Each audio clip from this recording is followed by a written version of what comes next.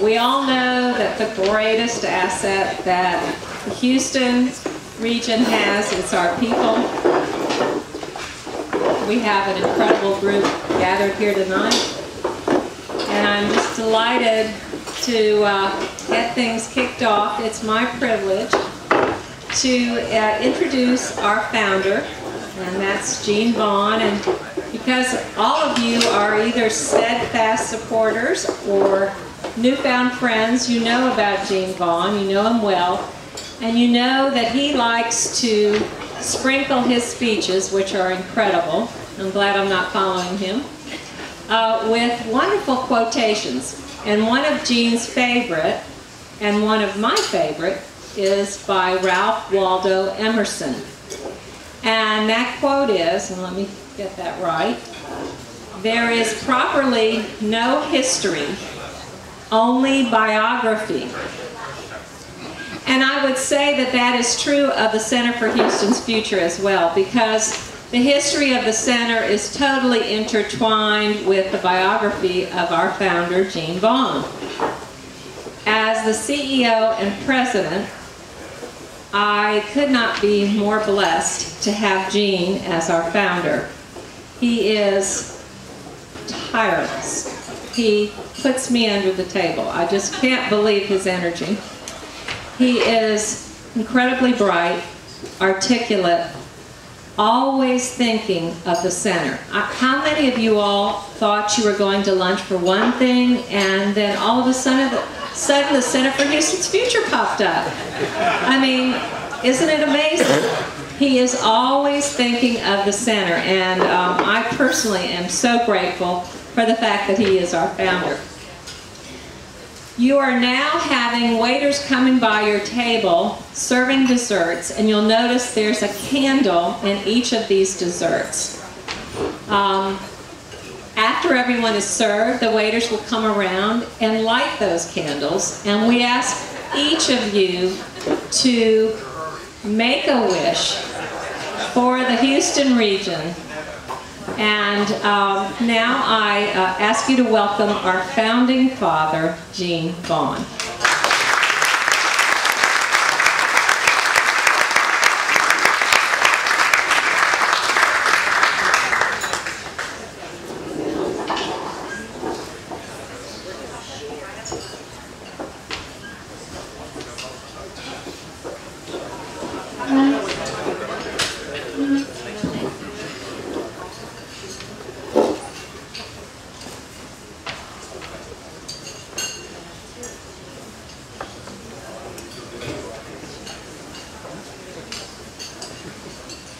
We are going to go ahead and get started with the introduction of Joel Kotkin, and then everybody's going to blow out those candles on their own. All right? We're just going to keep going here. Well, just say Catherine, thank you. I was going to open with that quote from Emerson.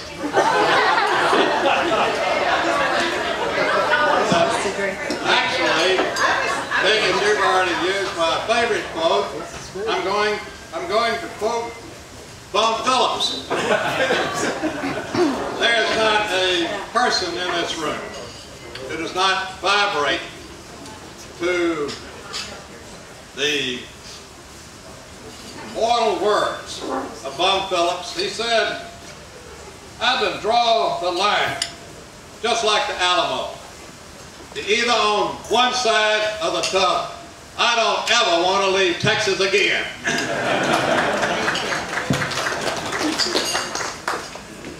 Just as surely as Jesse H. Jones and Sam Houston are Houston heroes, so is our speaker tonight, Joel Kotkin.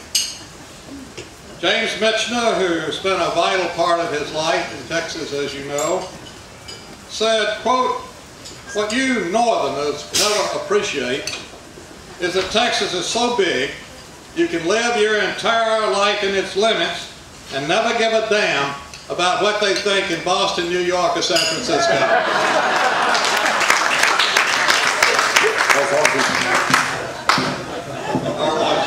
Or Washington. But in truth, we do care. But those people out there think about Houston matters a lot. It affects our city because we want them, when they are approached, we want them to bring their best and their smartest. We want them to be excited when they get invited to come to our universities here, invited to the Texas Medical Center, to our corporations. We want them to bring their brains, their big ideas, and to bring their high energy. We've got a lot of that here, but we can never have too much. Now, if Houston kept an enemies list, a la President Nixon, who would be at the top of that list? You're right, the New York Times. And if we had a friends list, and we do, who would be at the top of that list? Right, Joel Kotkin. Let's hear it for Joel.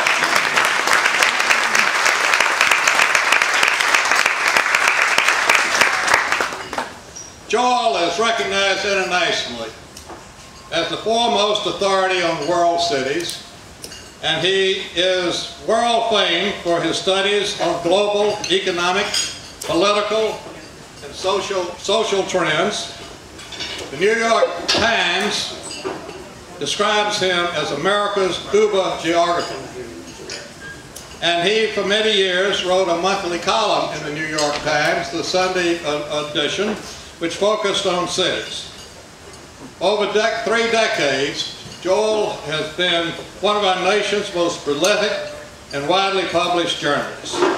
His articles regularly appear in the Wall Street Journal, in Newsweek, and in the Newsweek that came out this week. I think I must have received at least 100 of copies of your of this week's column, Joel. It's in the Washington Post, and weekly his new geographer column in Forbes magazine. Now, Forbes magazine. It is emblazoned in all of our minds. The June, on page 18, of the June 7th edition of Forbes, there appeared Joel's magnus opus. Anybody remember the name? Houston, Model City.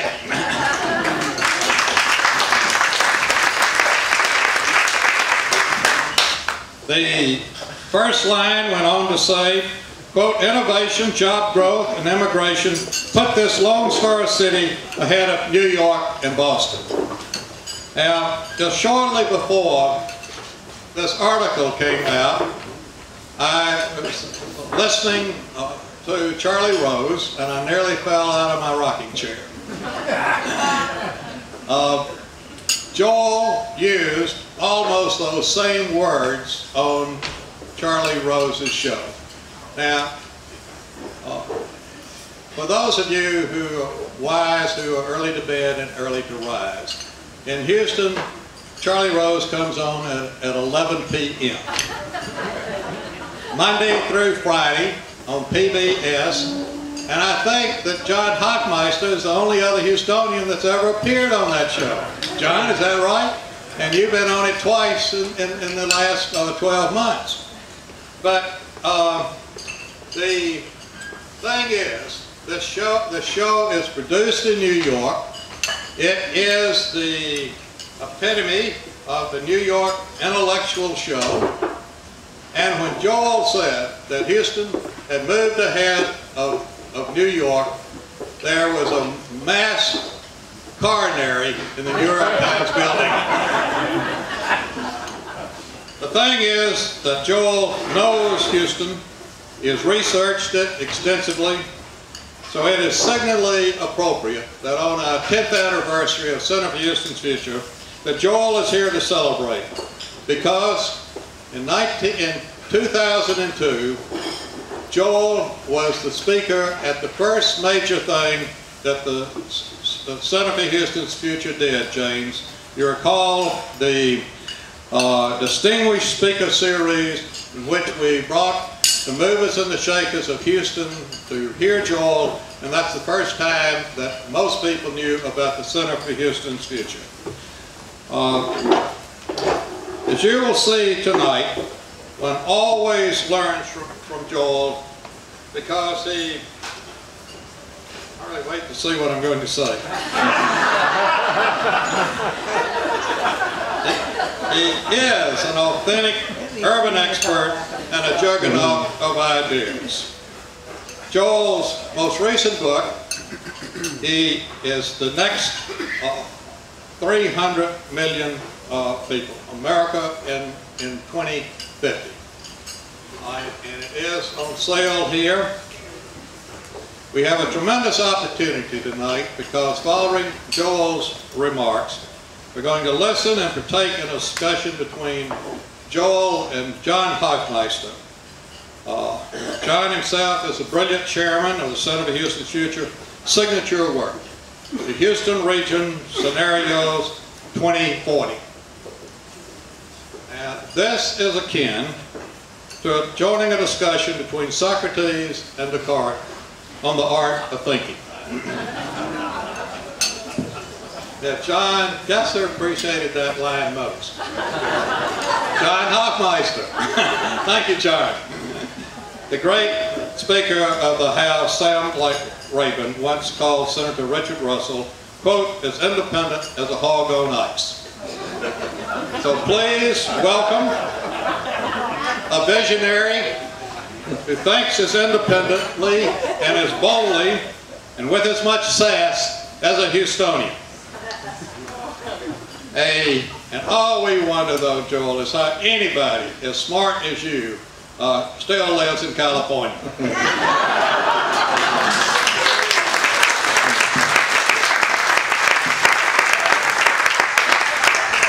Ladies and gentlemen, just like Bum says, you're either on one side or the t'other. So give a great Houston welcome to a friend who is totally on our side, Joel Kotkin.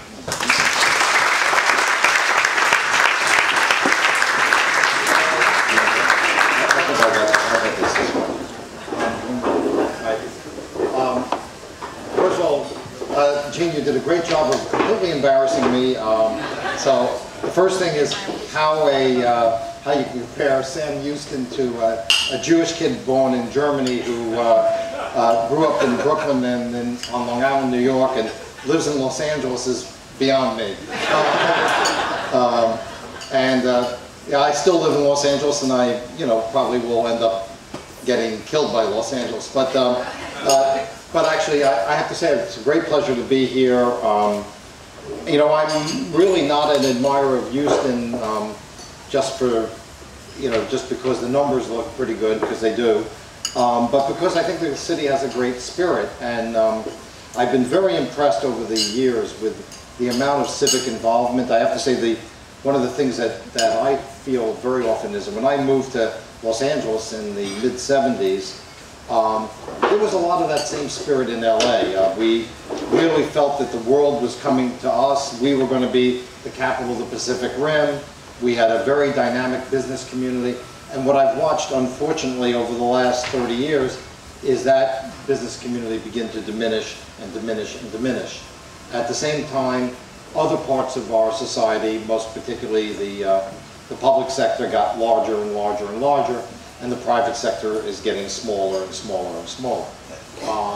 What I appreciate about Houston and about Texas in general is you understand that in order to have a strong public sector, you have to have a strong private sector. And I think we've lost that connection almost completely. Now, I just want to go over one thing about what I think has happened in the last 10 years. When I would first mention the idea of Houston as a great emerging world city 10, 15 years ago, I took a lot of flack for you guys, because people would literally start laughing. Houston's not a city.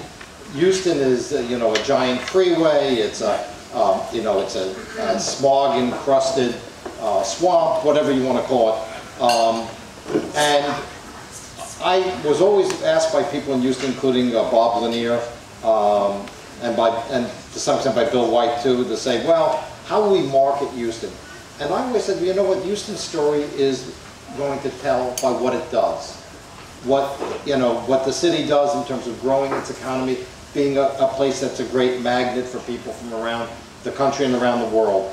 And if you do that, and you just let the facts speak for themselves, you don't have to worry about big marketing budgets. Because fundamentally nobody believes what Madison Avenue produces anyway, and they don't believe it either. So I think the key thing is, what have you done over the last 10 years? And I think there are several really significant things. One is you've kept your leadership in the energy industry. I think that's absolutely at the core of what Houston is. And I've looked as our energy industry in Los Angeles and the energy industry in New York, which is another city I do a lot of work in, has gradually gotten smaller and smaller. So here is this enormous global industry which has its heart, its brain center here in Houston. The second thing has been the development of the city as an international city. The expansion of the port, the airport.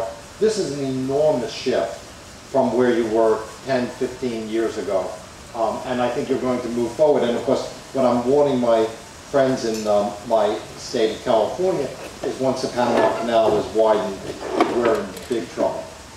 Because while we're looking at our neighbors, the people in Houston, but also in Charleston and in Mobile and other cities in this part of the world are going to start to say, well, you know, why do you have to ship your goods into LA where they're going to, you know, they're going to put you through all sorts of tortures. Why don't you go somewhere else? So I think that globalization is a huge factor. Then, of course, the idea of immigration.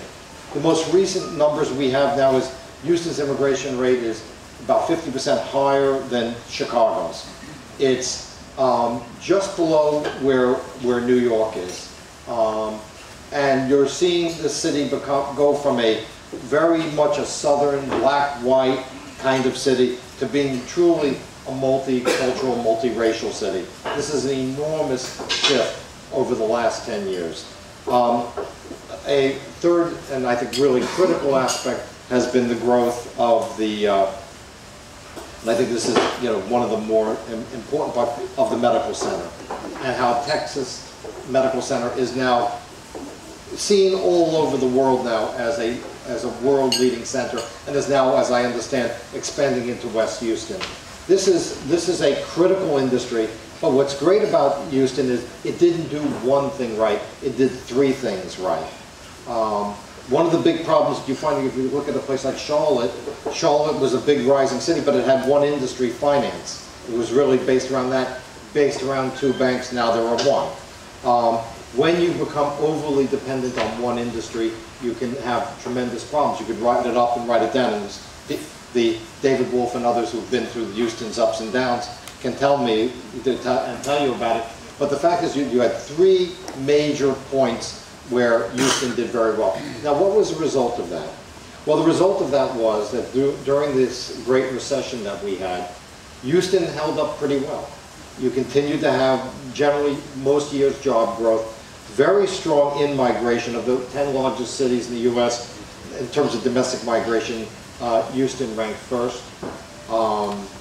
The people are coming to Houston. They see this as a place of opportunity. And you've maintained a very open environment, not much less hierarchical than what you have in New York and San Francisco. And in LA, frankly, everyone's just so spaced out, we don't know what's going on. But, I mean, basically in LA, people have just opted out. And you really don't even have much of a dialogue. So fundamentally, Houston has continued to move up. And if you look at the leading cities in the United States today as opposed to 20, 30 years ago, the big changes really are, if you look at the great cities, are Houston, and I'm sorry to mention Dallas-Fort Worth as well, but you have to mention it. I know they're not well liked. But I'm going there tomorrow and they're paying me, so I got to be nice. But fundamentally, these two cities have emerged more than any other cities in the U.S. to the fact that by 2020, 2030, nobody's going to talk about, even the most dunderheaded New Yorker, that Houston and Dallas are major world cities with significant global imprint. And so I think that's a great accomplishment. Now, where do you go in the next 10 years? How do you avoid some of the problems that we've had in LA? Because, you know, 25, 30 years ago, Los Angeles looked like it had the world completely by the future. The future was going to be LA, and let's face it, LA has all the advantages. We have great weather, we have interesting topography, we have Hollywood, we have the largest port in North America, we're on the Pacific Rim. We had a great deal of oil, which now, of course, we refuse to do anything with. We have a great agricultural hinterland. Everything going for us, we've managed to allow that to slip by. So what does Houston need to do to keep going on its trajectory? And I think there are several basic points if we're thinking ahead. One is you have to stay with what you have. You've got to nurture what you have. You have to remain an open city. Don't build up hierarchies. If you've got a hierarchy, knock it down as soon as possible. Continue to let new people in. I think the integration of the new Houstonians who are coming from other parts of the country and other parts of the world, something you have to really work on very hard and nurture as much as possible.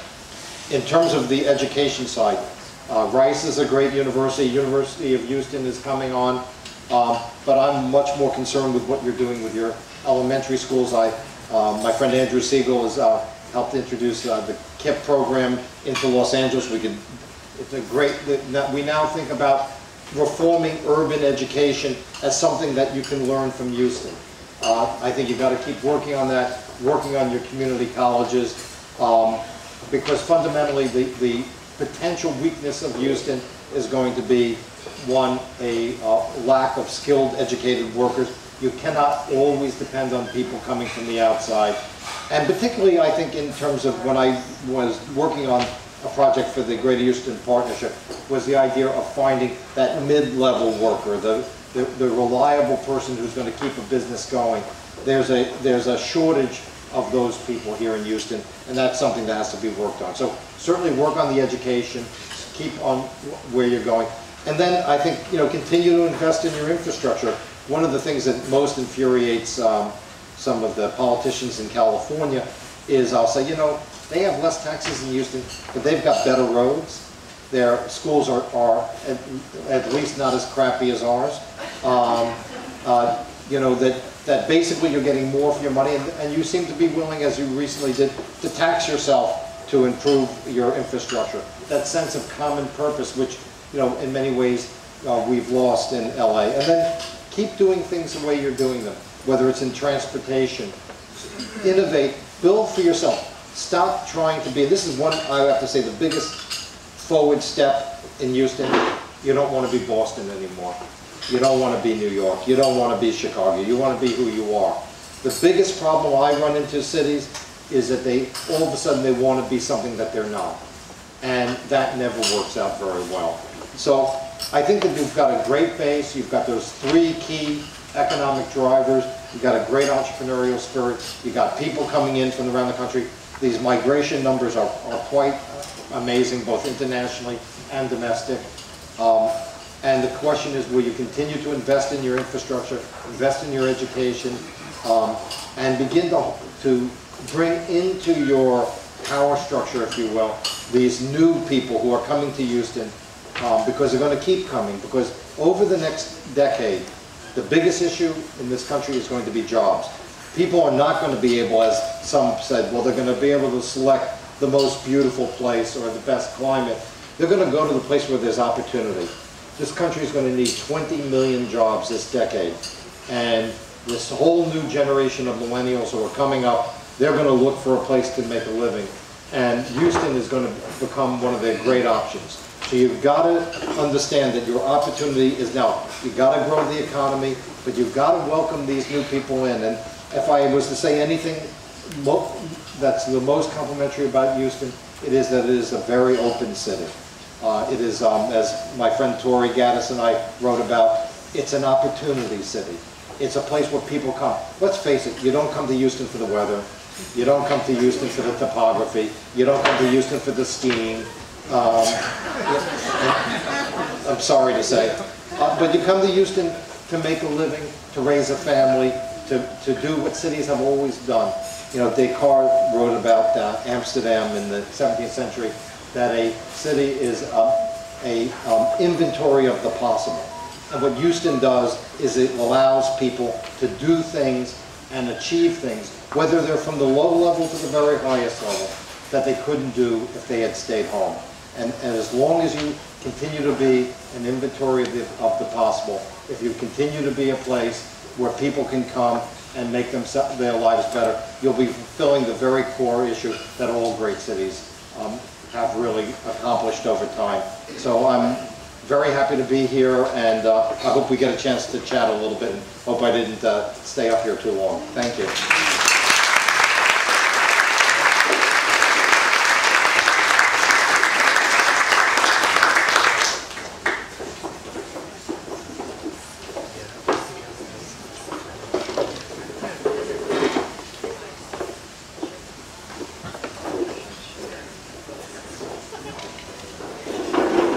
Good evening, everyone. My name is John Hoffmeister, and I have the privilege of trying to bring Joel together with you so that we can have a discussion, a dialogue about Houston and its future.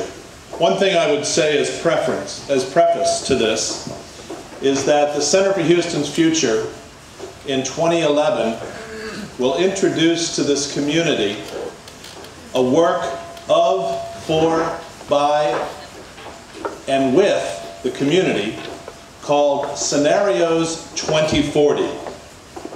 Over the course of the last 24 months, the Center for Houston's Board of Directors, Catherine and her staff, and literally hundreds of volunteers across the community have come together in one form or another to take a look at what does the future of Houston look like in 2040 based upon the discipline of scenario planning. Now, those of you not familiar with scenario planning should know that it is not futurism. It is not trying to guess the future. It is instead studying deeply the patterns of today and extrapolating from what you've learned what tomorrow could be, and not limiting yourself to one idea, but actually looking across a range of ideas to come up with potential multiple scenarios, so that as the Center for Houston's Future sees it, the leaders of tomorrow as well as the leaders of today get the benefit from the bottom up of our community to what possibilities exist which they will have to decide. The government leaders, the corporate leaders, the academic leaders, the financial leaders, the religious leaders, the social leaders, all the leaders of the community can either go into the future willy-nilly, whatever happens, happens, or they could be informed by the possibilities that are presented through scenario planning. And so next year we begin the rollout of well-described, well-defined future scenarios that deal with the larger Houston community from the standpoint of what could happen, good as well as bad. But it gives us a chance to make decisions now and over the next 5 to 10 years, which will have impact through the 2020s, the 2030s, up until about 2040. Very few communities have tried to do this. This is a 10-county effort. Very few communities across the country have done this. Corporations, particularly global corporations, have gotten very much into scenario planning. Some 70% of global corporations use one aspect of scenario planning or another. So this could be an area where the Houston region sets a pace for the entire country in terms of looking into the future. And so more to come on that. But Joel, I would like to ask you perhaps a question that I'm sure is on the minds of many. And that is, we just had an election. And in this election, what we saw was a very popular mayor of Houston trying to run for governor, who you know, Bill White, who wasn't just defeated, but was defeated badly. And while there may be all kind of national overtones, the question I'd like to get to is, as you see it, Houston, which covers 10 counties, Dallas-Fort Worth covers many counties, San Antonio, in a state as big as Texas, what's the balance of state, local, and regional? And how do you see the governance playing out? And I'm sure California has the same issue. The balance of the governance between state and local and regional. What are your thoughts about that? Well, first of all, the first thing is, if I was here, I would have voted for Bill White. So, because I think Bill White, what's great about Bill White is like my kind of Democrat. You know, he is interested in infrastructure, he's interested in long-term issues, but he's not about to tell everybody what they're going to do. You know, we have the city of San Francisco now taking the Happy Meals away. I think fatty foods are a bad thing, but let's not get carried away. I think I'm basically a decentralist. I think that in the information age, local communities are much more capable of making decisions than bureaucracies at the very higher end. I think one of the reasons that the president and his party were so repudiated was this notion that everybody, all the orders were coming from headquarters in Washington, and people rejected that. I think it is a fundamental part of the American character to want local people and local options, and we're a very diverse place. So I would be very supportive generally of as much decentralization as is practical. Now, there are issues that don't lend themselves to decentralization. But I can tell you I live in the city of Los Angeles, and our councilmanic districts are enormous. They're bigger. We have 15 councilmen for a city of 4 million. You cannot run a grassroots campaign for the council. It is basically the Stepford legislators, and basically the two groups decide, the rent-seeking developers and the public employees. And I always thought we ought to dissolve the city council in LA, get rid of them, let the Central Labor Council run the city, and get rid of the middleman. At least we'd save some money. I think I think what we proposed in LA was a borough system, which we would break LA into boroughs and have much more of a grassroots kind of governance. I think that's one of the things we need to do, is understand this country is becoming more diverse. People's options are more diverse. What they want is more diverse. And I think that has to be somewhat accommodated on the local level. Also, it's interesting, if you look at the polling of millennials, millennials are the next big generation coming up, and they are very much more socially liberal, and in many ways economically more liberal than the boomers were, and much more so than the Xers.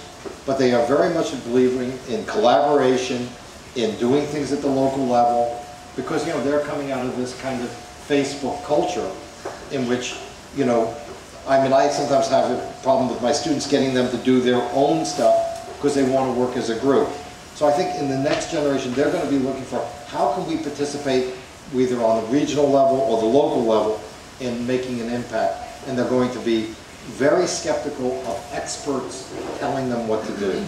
And the other thing that's critical about the experts is, you know, people used to spend a lot of money to hire companies like McKinsey to do detailed studies to crunch a bunch of numbers. And I can tell you, I can get the same numbers crunched for about 1/10 the price from my colleagues in North Dakota. And, you know, then the question is, how good is your thinking? So fundamentally, I think we need to look at how to keep decision-making as much as possible at the local level, and not impose a vision. One of the things I think that the President really has to get together is people want government to do certain things. They want the federal government to do certain things. They want local government to do certain things. They don't want them to do everything. They don't want to tell people how to live, how to think, what to say, what not to say. And I don't think you have to be a conservative to believe that. Okay. Thank you. On the governance side, I'd like to, you mentioned infrastructure and the importance of keeping up infrastructure. Right. In a city like Houston, and a region like Houston, which has tremendous sprawl, where transportation infrastructure becomes critical. In Europe, the Europeans handle transportation as a public responsibility and provide, rich or poor, public transportation that can get any person who can't afford or own an automobile anywhere in the world where they choose to go, because the transportation infrastructure works. Knowing what you know of Houston, knowing what you know of Houston's infrastructure, could you comment on how you see Houston's transportation challenges of the future and how that looks going forward? Okay, well, first of all, I think the idea of using Europe as a role model for Houston is kind of absurd, in the sense that European cities, first of all, are not growing. In most cases, they're not growing at all. In many cases, they're shrinking. If you look at the ranks of shrinking cities, most of them are in Europe. So when you have a shrinking, rapidly aging population, you have a very different kind of situation. You also have much more of a kind of concentrated central core, which evolved over the long period of time. But the interesting thing is, in Europe, if you look at what's happening in Europe, automobile ridership as a percentage of people going around is now much higher than it was 20 or 30 years ago. It happens to be my wife's family is French. And I can tell you, they all have cars, and if they have families, they tend to live, if not in the inner rings, but in the outer rings. Now, they do have a better transit system than we do. You know, Paris, of course, is the epitome of centralization. But nevertheless, even in a place like France, the car is becoming more and more important. So what we really need to do is say, okay, what is the mechanism that works in Houston? And I don't necessarily have the answer, but most commuting in America is from suburb to suburb. So the whole idea that you can build trains and bring everyone downtown just doesn't work.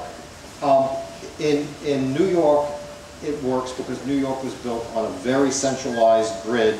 Everything goes into Manhattan. This is where I grew up. I grew up riding trains, and it works to a large extent in New York. In most of the United States, transit is a very hard sell. We have fewer people as a percentage of the people traveling to work, fewer going to work by transit now than in 1980. So think of all the systems we've built and how minuscule their effect has been. So I think we have to look at different solutions. I happen to think that bus rapid transit, for instance, is one way of dealing with a very sprawled out city, because you can build it at about 1/3 the price. You know, the idea of the trains was, well, we're going to get the yuppies on the trains to go to their jobs downtown. Well, what happens if they're not going downtown anyway? What if they're going from the Woodlands to the Energy Corridor to someplace else? It probably isn't going to be very practical. The other thing is, we ought to think about, and I really like the point, that we ought to be able to, and we actually, if we did it intelligently, we could provide shuttle service for those who need it, whether a bus or a regular shuttle. I mean, I think I'm totally in favor of the idea that elderly people, blind people,